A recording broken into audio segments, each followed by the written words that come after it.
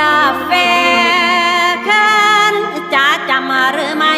หรือเจ้าลืมพิมพ์ใจบัดเจ้าได้นอกห้องไม้เบิดความมือรักอะไรตัดสวัสดขาดสิ้นจดหมายน้อยบอกข่าวข่าวแล้วขอแฟนอย่าเฝ้าเปิดตายพิมพ์ใจพวงมาลัยแฟน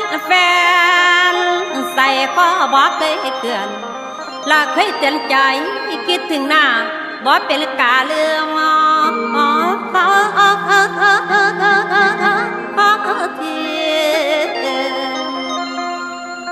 ละบางเวทีจนน้ำตาแลริ